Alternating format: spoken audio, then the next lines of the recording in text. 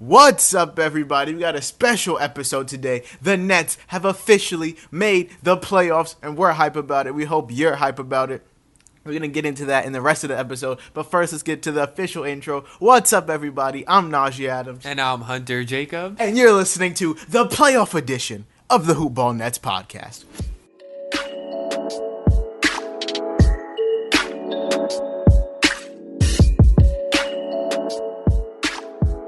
So yeah, like we said, or you probably already know, the Nets are in the playoffs.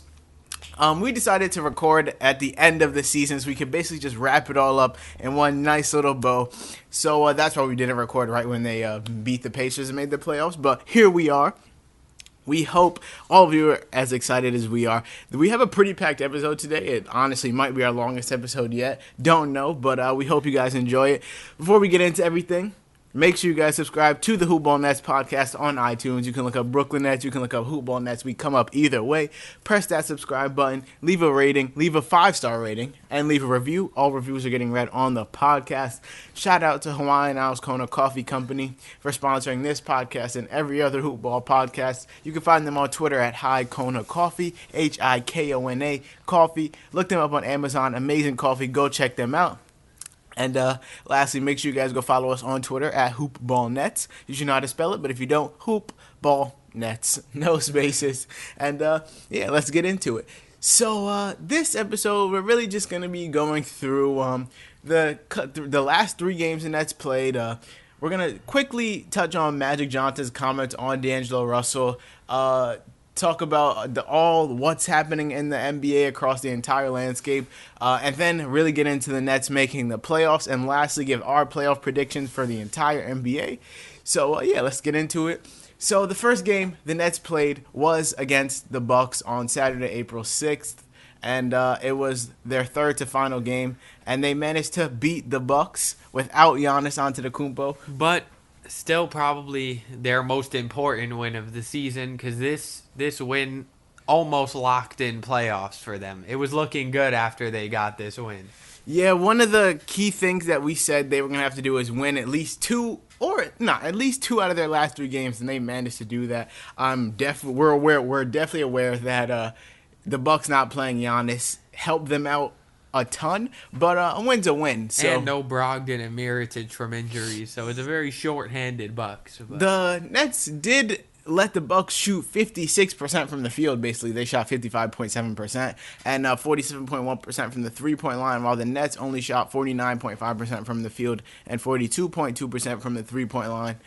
The Nets did win the turnover battle 14-10, and they did win the offensive rebound battle 12-6, while the two teams tied at 43 rebounds.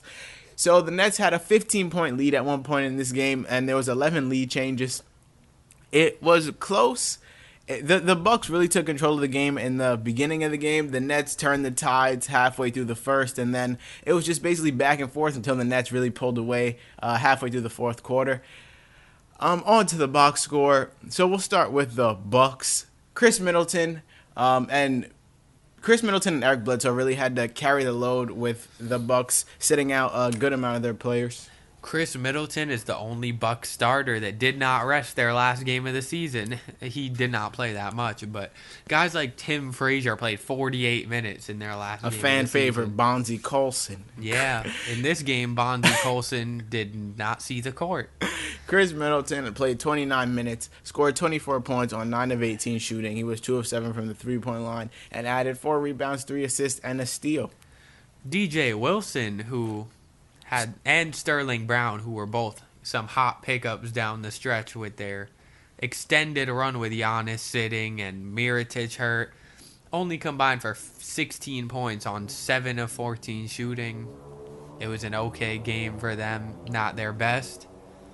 If you guys hear that motorcycle in the background, please excuse us because we live right outside of we live on a college campus, of course, so we can't really control what happens outside of it. So if you heard it, just excuse it. Brook Lopez, 29 minutes. I was honestly shocked that he played in this game because he's like a real veteran player. So honestly, I don't think the Bucks really wanted to beat the Nets. I don't think they really cared enough to beat the Nets. Brook Lopez played 29 minutes, 7 points on 2 of 8 shooting, added 8 rebounds and an assist. And Eric Bledsoe, he really went all out for this one. 32 minutes, 33 points on 12 of 17 He has shooting. played really well against the Nets this season. I feel like every time they play, Eric Bledsoe is the guy to destroy them. Yeah, I mean, Eric Bledsoe's not bad. Yeah, we had this conversation last time. He should have been the All-Star over Middleton. Oh, yeah, definitely. I thought you were about to say D'Angelo Russell, but No. yeah, definitely over Chris Middleton.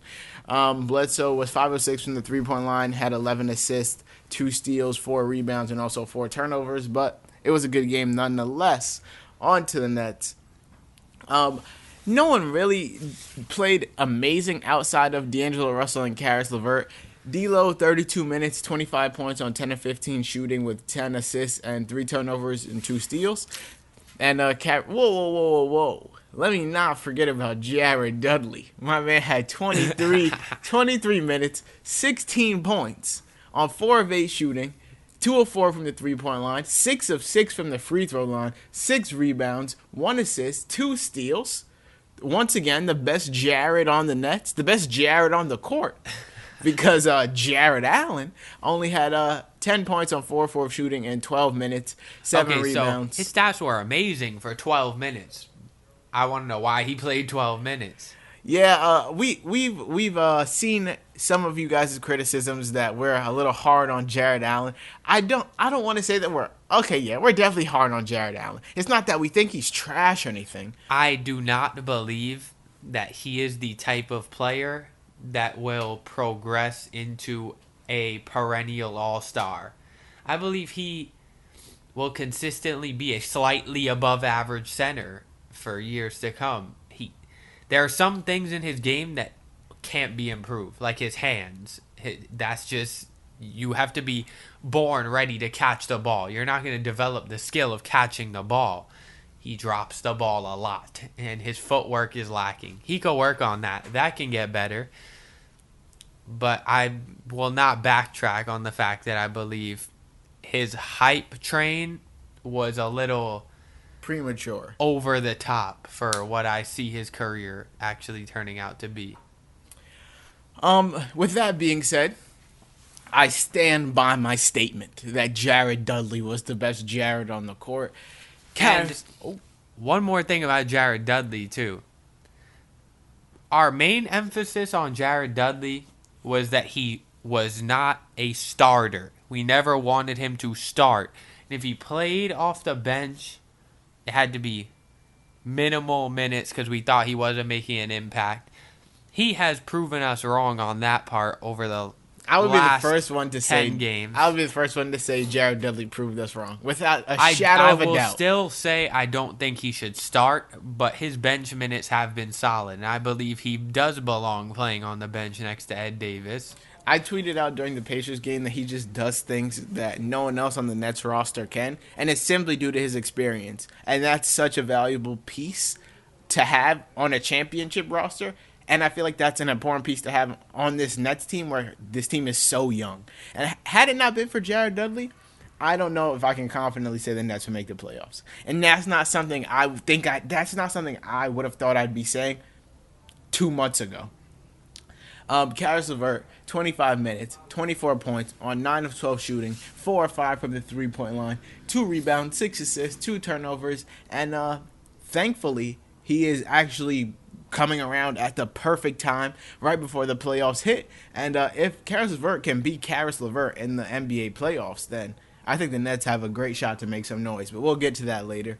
And if you did not know, Allen Crabbe is officially out for the entire season, playoffs included. So no more Allen Crabbe in the Nets rotation this season. Yes. Poor Allen. On to the Pacers game. This was the game that clinched the Nets the playoff spot, and they basically dominated all throughout. They were hungry. The Pacers were not. The Pacers had a playoff spot locked up. The Nets didn't. The Nets showed that they wanted that playoff spot. And I don't know if this came out or not, but I don't know if they knew whether or not they were playing to clinch while the game was going on. D'Angelo Russell didn't know that they were in the playoffs until after the game.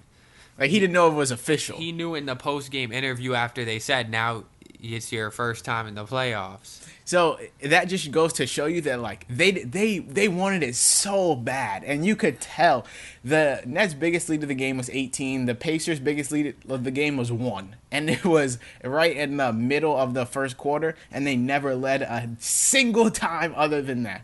The Nets actually shot worse than the Pacers. They shot 45.5% from the field and 30.6% from the three-point line.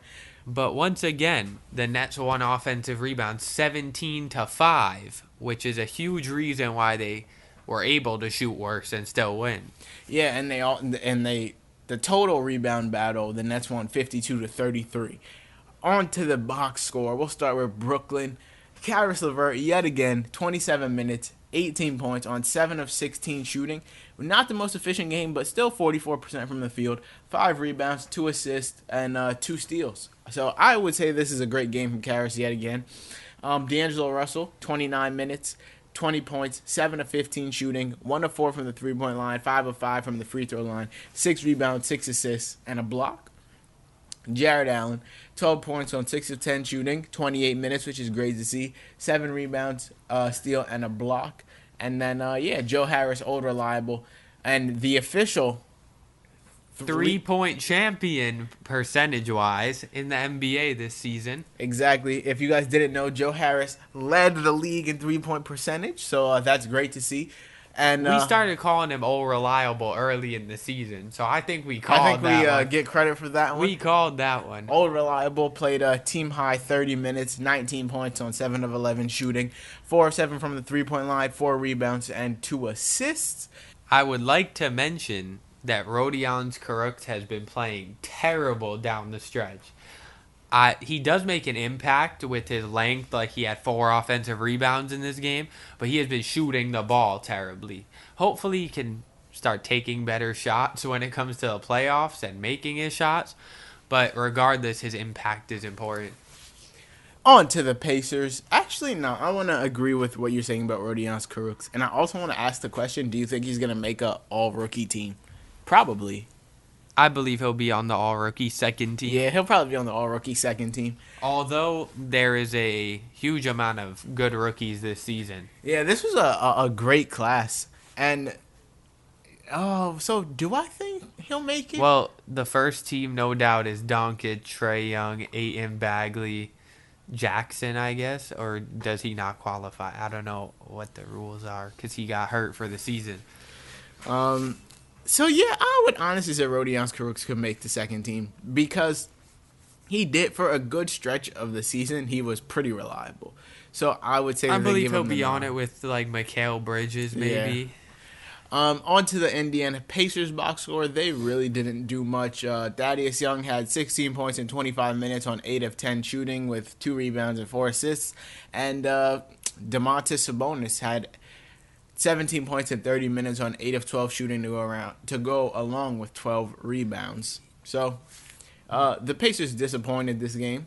Do you believe that Miles Turner should win Defensive Player of the Year, which is what everyone's been pushing for because he's led the league in opponent field goal percentage at the rim. And he is at the top of the league in blocks per game as well. I don't think that there's a single chance that Miles Turner wins Defensive Player of the Year. Should he? No. Will he? No. I don't care that he leads the league in blocks. I don't care that whatever you just said, his opponent field goal percentage is high or something like that. Those are things that had Gobert at the top. That's great. That's incredible. But there's not a chance that Miles Turner wins Defensive Player of the Year. He's underappreciated. Okay, that's fair. He is underappreciated. Is he Defensive Player of the Year, though? He Definitely not. He should be. It's a good reason why they didn't get bumped from the playoffs when Oladipo went down. You think Miles Turner is the Defensive Player of the Year? It's definitely between him and Gobert, but if he's not in the top 3, there's a problem. Okay, but who's the Defensive Player of the Year? Rudy Gobert. I could see it go both ways, but I'm okay with Miles Turner. I don't think there's a single chance that Miles Turner wins Defensive Player of the Year. I don't know why. I just can't see him winning it. Like, I just feel like he's not. He doesn't have the stature to win it yet. Like, he doesn't have the reputation to win Defensive Player of the Year yet. But yeah, that's the Pacers game. we're not really going to talk too much about the Heat game because it was more of a celebration of Dwayne Wade's last game than it was anything else. And with that being said, the Nets did win 113-94, and Dwayne Wade notched a triple-double in the final game of his career, 25 points in 36 minutes on 10 of 28 shooting. He was 3 of 13 from the three-point line. He had 11 rebounds and 10 assists. It was the 5th triple-double of his entire career. My favorite part of the night is that his triple-double was an assist to Udonis Haslem. As it should be. A man that he deemed his brother, who in this game had a double-double with 17 shot attempts. 12 points and 11 rebounds on 6 of 17 shooting. He took 6 threes in the only game he'll ever have free reign, and he missed all 6 of them. It also might be his last game, too. I mean, no one's going to care that Udonis Haslem retires, except for Heat fans, but it might be his last game, too. He got free reign to take threes in this one. Missed all 6 of them. It was nice to see. Good career for Udonis Haslem in terms of loyalty. It was nice to see LeBron, Carmelo, and Chris Paul on the sideline for Dwayne Wade. I was disappointed in Carmelo Anthony. You see, he gets a loose ball out of bounds, and he takes a step into the corner. He pump fakes and drops the ball instead of shooting it. Do you know how excited the crowd would have been if Carmelo hit a 3 off the bench? Do you know how much he would have got lit up on Twitter if he would have airballed it or missed it? If he airballed it, his career chance of coming back is done. But if he hit it, he gets a job next season. Yeah, okay. I can already see the quote tweets of Carmelo missing the shot and people being like, that's why he doesn't have a job. Carmelo's trash, blah, blah, blah. So it was best for him that he just didn't take it. Just leave it up to the imagination. Another thing that bothered me about Carmelo, though, is that he's probably not going to get one of these games.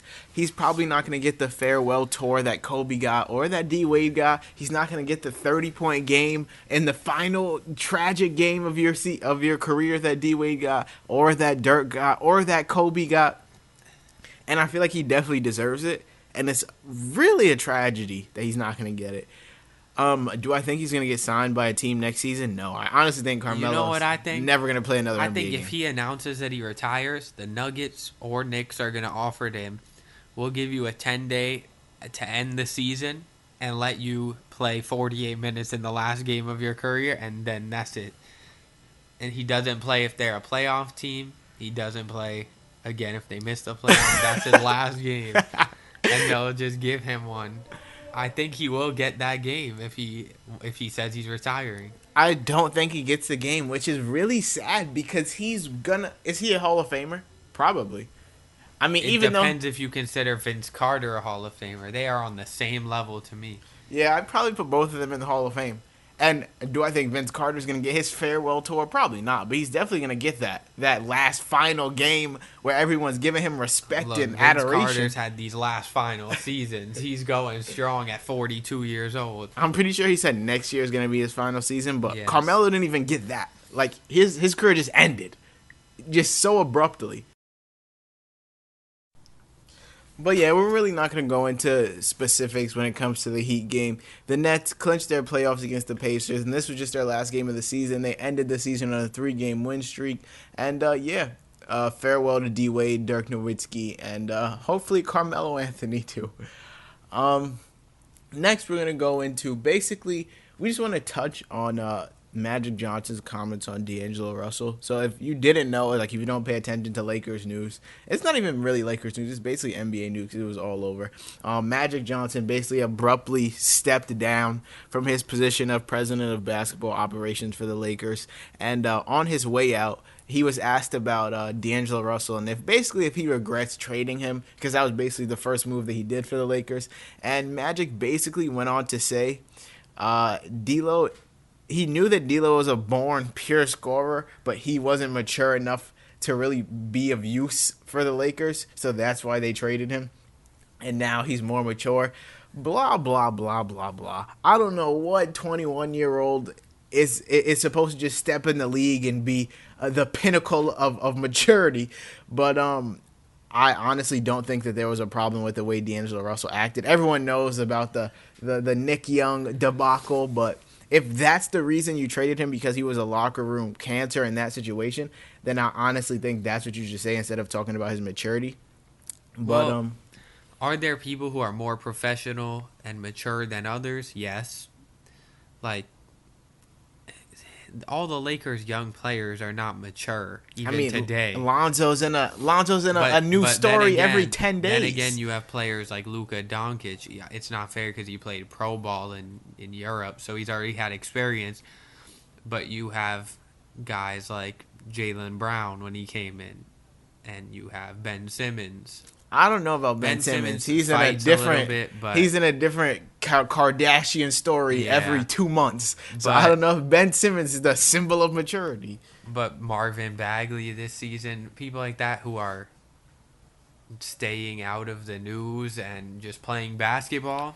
I guess that's what he wanted, someone who did that well and stayed out of the news and led his team, but that's not really possible. Well, his current point guard right now is in the news every other day. So his current point guard right now, his father speaks the most blasphemous of things, yet that isn't a tick on his character. I honestly believe he didn't want to admit he was wrong.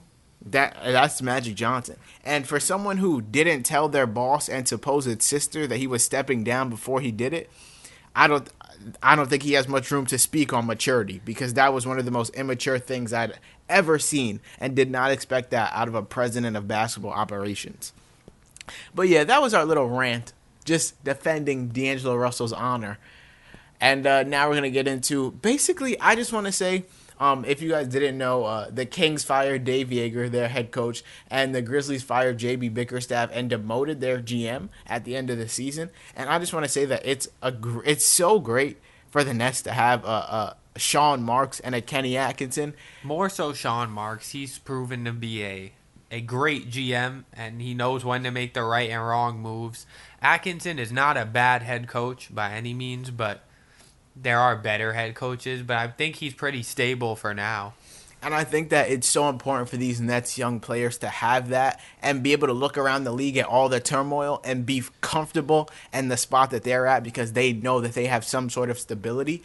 And that's what I feel like Sean Marks and Kenny Atkinson have done a great job of doing, ensuring their players that they're there for them no matter what, and building a sort of culture that they can be proud of.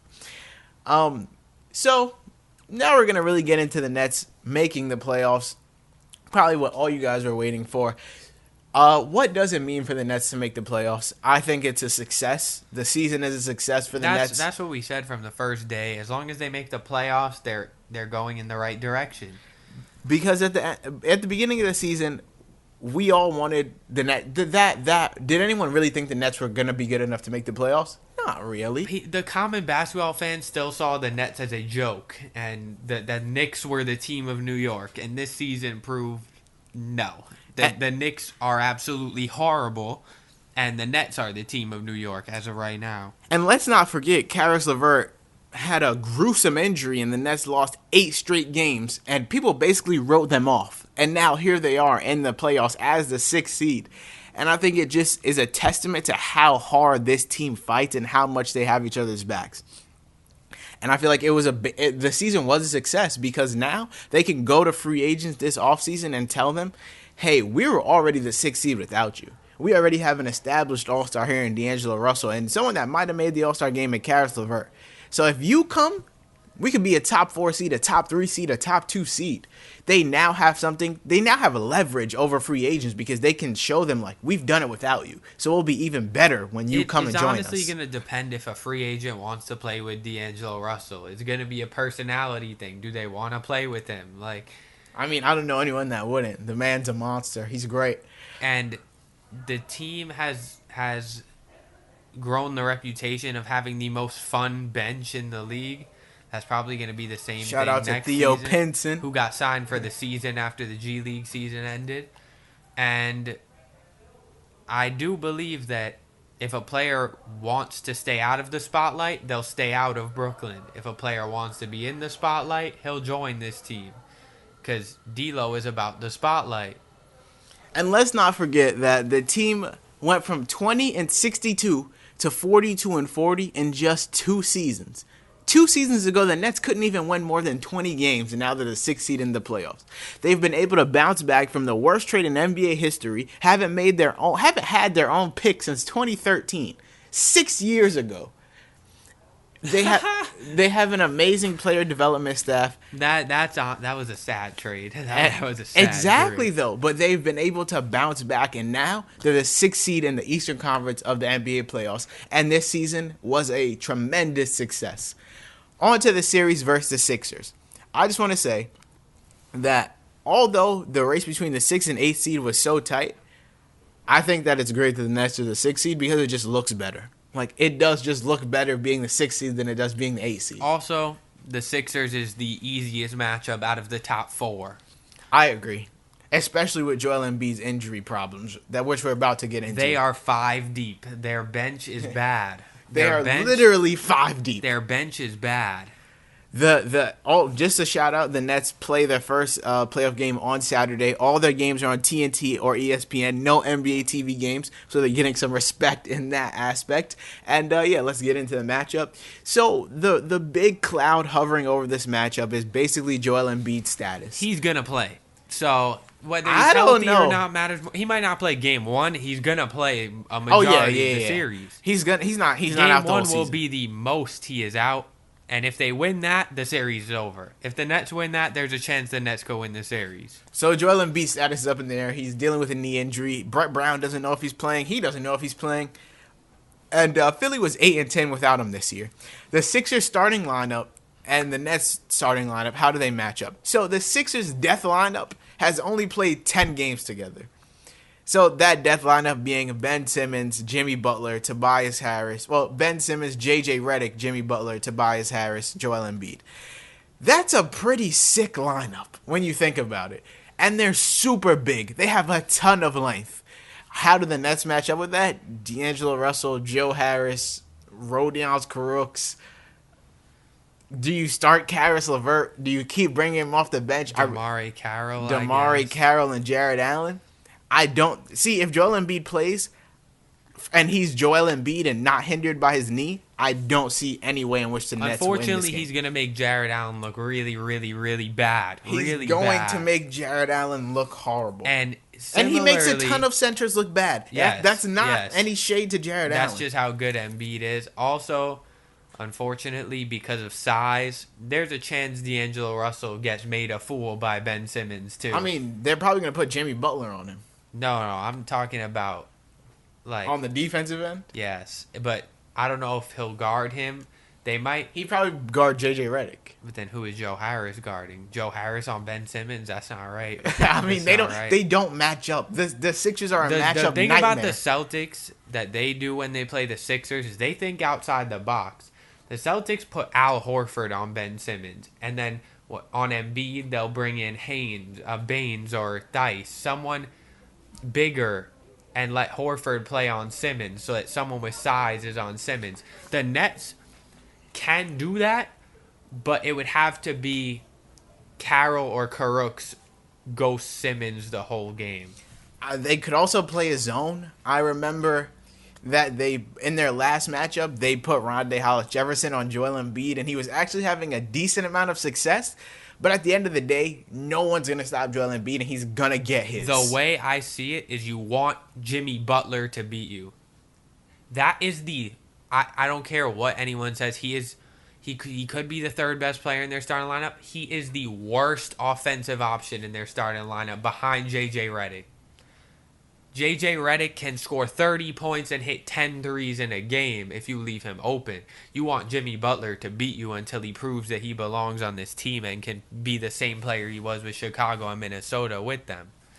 The Nets and the Sixers played each other 4 times this season. They went 2-2, so they tied in the season series. And the Nets did manage to win 1 game on the road versus the Sixers. My final prediction, it really depends on whether or not Joel Embiid plays game 1 because the Nets are big on momentum. So if they can win that game 1 on the road, that's huge because it takes away the home court advantage for the 76ers. And I really want to wait and see, but if I have to choose now, I'm going to go Sixers in 6. I was also going to say Sixers in 6. But if the Nets win, it would be in 6 as well because Game 6 would be at their home court.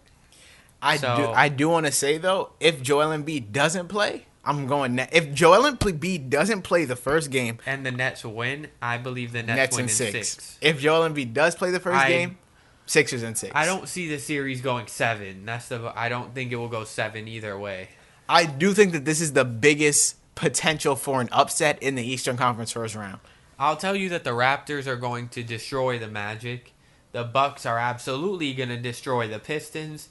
And the Celtics are going to destroy the Pacers. So I feel like if we're going to get an upset, it's right here.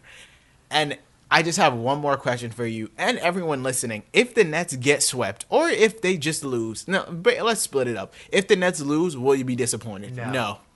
I think they did what they needed to do by making it to the playoffs. They surpass expectations if they make it past the first round, even win 2 games in the playoffs. Everyone, of course, wants them to get out of the first round. D'Angelo Russell said he wants to make some noise in the playoffs, and that's admirable. But I also won't be disappointed at all if they lose. And the bottom line is, if they make it out of the first round, great. They're still going to lose the next round. Even if they get swept, I won't be disappointed. Yeah, I'll be slightly disappointed. I want them to take a game, but I think the season's a success anyway. You dice it up at this point. So yeah, we're going to be doing more frequent podcasts as the Nets get into the playoffs and play the Sixers. First game on Saturday. We can't wait. Stay tuned on Joel Embiid's status because that is a huge, huge, huge point coming into the game. But lastly, we're going to dive into our total playoff predictions for the entire NBA. And we're going to start with the Eastern Conference. The way we'll do this is the first 2 matchups in the East, and then when they play each other, so we'll get the first Eastern Conference final, and then the next 2 matchups, same thing. So first, Bucks-Pistons. Bucks win 4-0. I say Bucks win in 4. Yeah, I say the Bucks sweep the Pistons. They're lucky to even be here. And the Celtics-Pacers. Celtics win 4-1. I say the Celtics win in 6 because I feel like you're underestimating the Pacers. They are not strong enough. The Celtics are 9 deep. The Pacers are not good. I mean, you did lose Marcus Smart. So let's not forget. For this series, that's irrelevant. I'm going to say the Pacers take you 6, but the Celtics end up winning in 6. And then Bucks-Celtics, Bucks in 7. Bucks in 7? 7. I'm going to say the Bucks win in 5, to be completely honest. I don't. They're not going to have Brogdon back, and we will have Smart back. I'm going to say the Bucks win in 6. I'm not going to shortchange the Celtics like that. Bucks in 6. Also, Hayward's back, in case you were wondering. Like LeVert's back, Hayward's back. Yeah, copy. And then we have we have the Bucks in the Eastern Conference Finals. Well, I have the Bucks in the Eastern Conference. We both have the Bucks in the Eastern Conference Finals. Sixers, Nets. Sixers in 6. Sixers in 6, I agree. Raptors win in 4 over the Magic. Raptors beat the Sixers in 5 games. For me, Raptors win in 4 over the Magic. Raptors beat the Sixers in... The Raptors are way better than the Sixers. I say the Raptors beat the Sixers in 5 too. And then the Raptors beat the Bucks in 6 games. I say the Raptors and Bucks go 7 with the Raptors winning and making the NBA Finals. So we have the Raptors coming out of the East, both sides. And now we're on to the West. The Warriors, Clippers, Warriors in 4, easy. Yep, 4. 4 blowouts probably. Warriors, Clippers, Warriors in 4, and not even a sweat for them. Rockets, Jazz. Oh. I go Rockets in right, 6. Rockets in 6. Put it this way. It's Mitchell versus Harden, Gobert versus Capella, who versus Chris Paul. That's where it Raul Neto? That Ricky Rubio. That's where it differs. So I say Rockets in 7. I say Rockets in 6. And then Warriors, Rockets. It sucks that they have to play each other in the second round. Warriors in 6. Warriors in 7 for me. I say the Rockets. And that sucks because the Rockets and the Warriors should face each other in the Western Conference Finals. But Oh, don't worry. They'll have a good opponent in the Western Conference Finals, too. I got it ready. okay, so I have Warriors in 7, which makes the Warriors the first team in the Western Conference Finals. Yep. Blazers, Oklahoma City Thunder. Thunder in 5. Thunder. I have the Thunder too, but I don't know how Thunder many in games. 5. I'm gonna go Thunder in 6 just because I give Maybe Dame 6. 2 games. Remember, they got swept last year, and now they don't have Nurkic. So. True. So I'm still going Thunder in 6. Nuggets, Spurs. I have Nuggets in 6. Nuggets in 7. See, the Nuggets can really come out and be the largest disappointment in the playoffs if they get smoked by the Spurs, which is possible. It's definitely possible. DeRozan has experience. Aldridge has experience. Popovich has experience. Yes, and the Nuggets have nothing. The Nuggets have nothing. They have no experience except Paul Millsap and Isaiah Thomas, who rides the bench. So I'm still gonna go Nuggets in 7. I will say Nuggets, and I will give it 7. I think they're going to have to play their heart out to even make it out of the first round if they do. So far, me and Hunter have the same teams, just different games that we have them winning. It's going to be the same throughout, likely. And then we have Thunder versus Nuggets. I have the Thunder in 6. 6. Yep, Thunder in 6. And then for the Western Conference Finals, Warriors versus Thunder. Warriors in 4. 5. Warriors in 5 for me. 1, 2, 3, 4 finals. What? Warriors in 5 for me. Send the Thunder packing. And then Warriors versus Raptors. Warriors in 5. I give Kawhi a game. Warriors, Raptors, NBA Finals. I'm going to say Warriors in 7. I'm going Warriors in 7. I know Spicy P's been good and all. He ain't saving the day. Warriors in 5. Warriors in... If anyone plays NBA 2K, they know how sick the Raptors are on that game. Yeah, so 2K makes the Raptors the best team in the NBA by far. Kawhi wins Finals MVP every year. The Raptors sweep whatever team they play. There are some sims where Kawhi wins like 5 straight MVP awards with the Raptors. They really love Kawhi. So I'm going to go with the 2K sim, and I'm going to say that the Raptors take the Warriors 7, but the Warriors end up winning the NBA Finals yet again for the 3-peat. Right before 4 out of 5. Right before they break everything up and KD and Clay go their own ways. I don't think Clay's leaving. KD maybe. Maybe Draymond. I don't know. But yeah, we both have the Warriors winning. Wait, question: if they leave, over under 33 points per game for Steph Curry. If who leaves? KD leaves alone, over under 33 points per game for Steph Curry and Cousins. That's a given. I don't think DeMarcus is staying either. Yeah, if KD and Cousins leave. So over under 33 points for Steph. If he scores 33 a game, he's probably winning MVP. I think he'll get another MVP if KD leaves. If KD stays, he's never. I'm gonna win go another under, but I'll say he wins MVP the next year. But I don't think he averages 33. I believe they'll make the playoffs as a high seed, regardless. I feel like they'll be like a 3 seed, and he'll average what Harden's averaging similarly. And Harden's not about to be MVP. So. Not 36, but like 32 with similar numbers. But Giannis did have a freakishly good year. Giannis, this is the beginning of his reign of terror. Probably going to win his first of many MVPs. And that's our playoff predictions. Don't forget, Nets play the Sixers Saturday, the first game of the day, around 2 p.m., 2:30 p.m. Stay tuned for Joel Embiid's status coming into the game because that's going to be a huge point of conversation and a huge thing that is going to factor into who wins and who loses this series. Hope you guys enjoyed. The Nets are in the playoffs, baby. Woo, woo, woo. I hope you guys are excited. Make sure you guys subscribe to us on iTunes. You can look up Brooklyn Nets. You can look up Hoopball Nets. We come up either way. Press that subscribe button. Leave a 5-star rating. Leave a review. All reviews are getting read on the podcast. Feel free to ask us questions on Twitter. You can follow us at Hoopball Nets on Twitter. We'll answer them on the pod. And shout out to Winehouse Kona Coffee Company for sponsoring this podcast and every other Hoopball podcast. You can follow your hosts on Twitter. I'm at Najee Adams _. If you don't know how to spell Najee, it's Najee Adams _. Hunter is at Hunter _JKR on Twitter. And hope you guys enjoyed the episode. We'll see you in the playoffs.